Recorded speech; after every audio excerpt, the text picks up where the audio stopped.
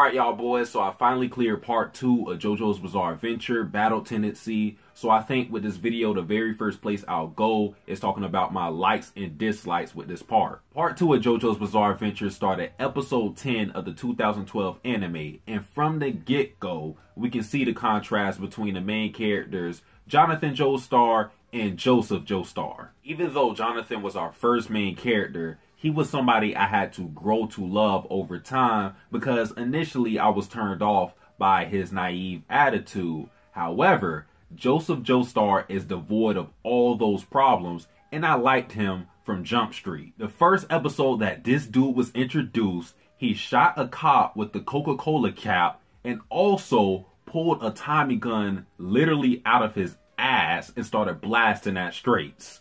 I'll take your life long before you ever become a danger. Or perhaps not.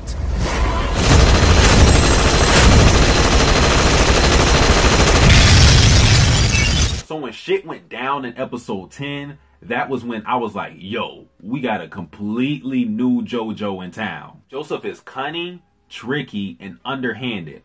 All of those attributes that could never be associated with Jonathan. In Joseph's arsenal of moves, he has something that he calls a Joestar family secret technique in which all he does is fucking run away. Could you imagine Jonathan running away from a fight? And then he has a skill which was never properly explained to where he can read his opponent's mind and guess what they're saying word for word. I know what you'll say next. They did properly explain why Joseph has a skill. I just wasn't paying attention. So yeah, pretty much every problem I had with Jonathan Joestar is gone from Joseph. However, one good quality that Jonathan has that Joseph lacks is his gentleman nature. And that's not entirely a bad thing at all. It just makes Joseph different, which again, I like. All right, now I want to talk about the side characters. The first being Smokey Brown. And that name, man, it's like,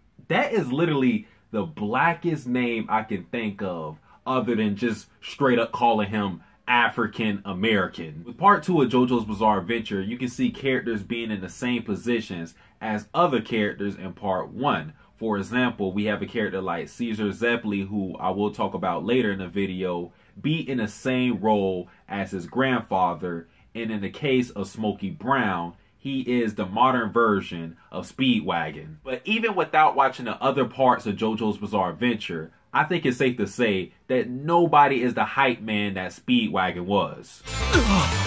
But that means you're Joseph Joestar! One cool parallel that I didn't notice until after watching part 2 was the one where we had Joseph who saved Smokey from being arrested by the police. And if you remember in part 1, we had George who saved Dio's dad, Dario, from having to do prison time. Dario, of course, stole George's ring, tried to sell it off, but that's when you had George who covered for him by saying, nah, he didn't steal it from me, that was a gift. And almost in the same manner, we have Smokey who stole Joseph's wallet, got caught by the police, but Joseph covered for him by saying, nah, he didn't steal that from me, I gave it to him. And another thing I like that JoJo's Bizarre Adventure did was it touched upon racism in episode 11 or 12, I believe.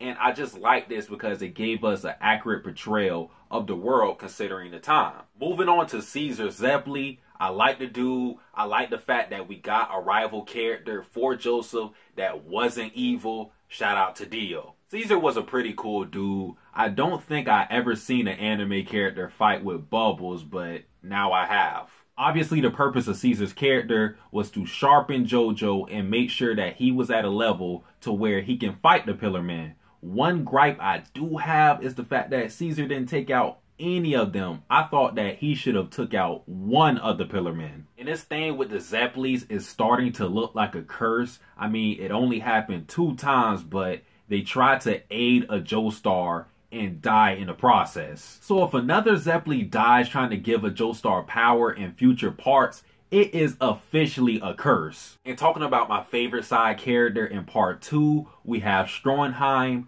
who's a goddamn Nazi. For me, Stroheim serves as this weird comic relief because his plans almost never work. We have his plan to revive and control Santana.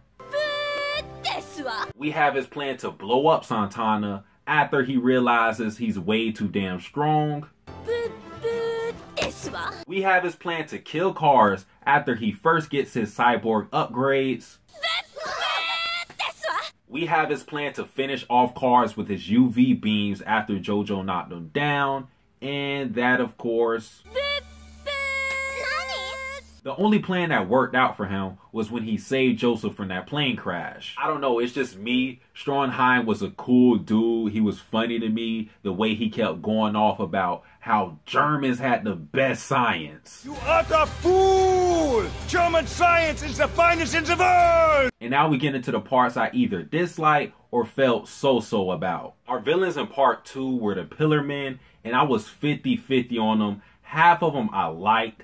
Half of them I disliked. Santana and AC/DC were just to me. Santana didn't really have a personality, while AC/DC was just a whipping boy for Cars. So I wasn't really fond of those two villains. The other two villains, Cars and Wamu, I actually did like. Cars was the main villain. He was super powerful, more powerful than Dio even, and he was very underhanded. Like, when he didn't give Lisa a chance in the fight, he was just like, fuck all of that. He was very efficient with the way he would try to kill dudes.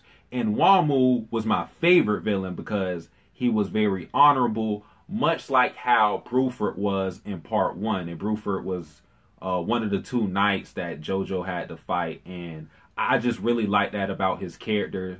He really respected the fight. That was all it was for him. Now, where I didn't like JoJo's Bizarre Adventure was the use of the female characters. We had Grandma Erina, who was pretty cool for the most part, but she took a backseat, much like Speedwagon, but it was more severe. I think the thing that I like about Grandma Erina is the character growth that we see from part 1 to part 2, because in part 1 she was very timid and passive, but that is not the case in part 2. This is evident by one scene we see with her where she allows Joseph to beat the brakes off of this racist prick. This smell is ruining my appetite. That kind shouldn't be allowed in a place like this. Guess I'll just be on my way. Jojo? You heard him. Come on. You're not going to tell me to stop, are you? No. People are entitled to their opinions. But this misbegotten oaf has given public insult to our friend. Be mindful of the other guests now, but teach him a lesson. Then moving on, we have Lisa, also known as Elizabeth Joestar. Now, Lisa was a character I initially really liked, given her introduction, but after that, after she taught Joseph and Caesar, she didn't really do anything. I was disappointed in the fact that Lisa didn't have any major role in taking down Cars. I mean, shit, even Stroheim did. In fact, after Cars tricked her and defeated her, she became a setback for Joseph. It's just, for me, given her prestige, given the fact that she taught Caesar and taught Joseph, I thought that she should have a bigger impact with the villains. And then we have Susie Q, who was pretty much a non-factor. But that pretty much wraps up my thoughts on part 2. We're moving on to part 3, and I think it's called Stardust Crusaders. I may be wrong about that. I don't fucking know. But we're moving on to Jotaro Kujo. It's interesting that he doesn't have the Joestar name, so I guess I'll find out what's going on with that. So with part 3, this has to be where we introduce stands, right? I don't want you to answer that question. It's just that I know stands are a thing, and I was quite surprised to see that they weren't a thing in part 1 or in part 2. I also wonder if Hamon is going to be relevant in part 3, because from what we've seen in part 2, there aren't that many Hamon users left. In fact, I think it's only Joseph and Lisa left. But guys, we move on to Jotaro Kujo in part 3. Now, I will have my live reaction to episode 1 of part 3 on my second channel, Satsuki the Reactor. I will have a link in the description, maybe in the comment section too as well. So check that out. I'll probably have that video out tomorrow. But guys, that is it for this video. If you enjoyed this video, like, comment, subscribe. Satsuki the Savage, out. Last thing I was talking about. Oh yeah, the Pillar Man. I was gonna say.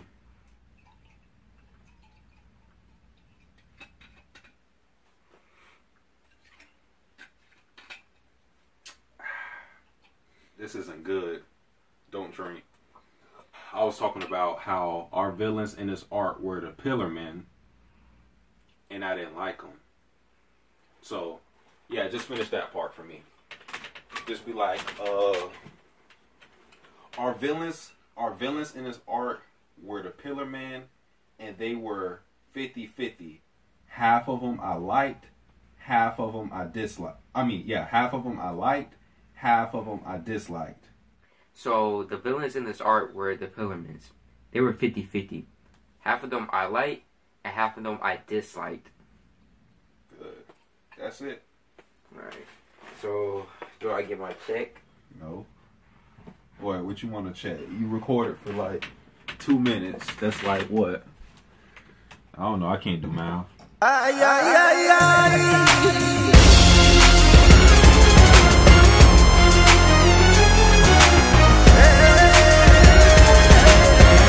Alright, so I forgot to add this to the original video. I wanted to tell you guys the story of how I found out that Lisa was the mother of Joseph Joestar. So it started with this one episode of Jojo where there was a scene where Lisa was naked in the bathroom, alright? And I liked what I saw from that scene, and I wanted to see more just uncensored or anything similar to that. And I went to the internet in search of this information. I did a little research, and yeah, I got spoiled because instead of having Lisa, it gave me her real name, Elizabeth Joestar, of course. And yeah, I was like, oh, okay. But I guess the story to be learned from this is to not to be so eager to research, especially with a series like this where the parts are all like already done. All right. Sometimes you just gotta chill. All right. So that's it for the story, guys. Thank you for watching. I'm out of here.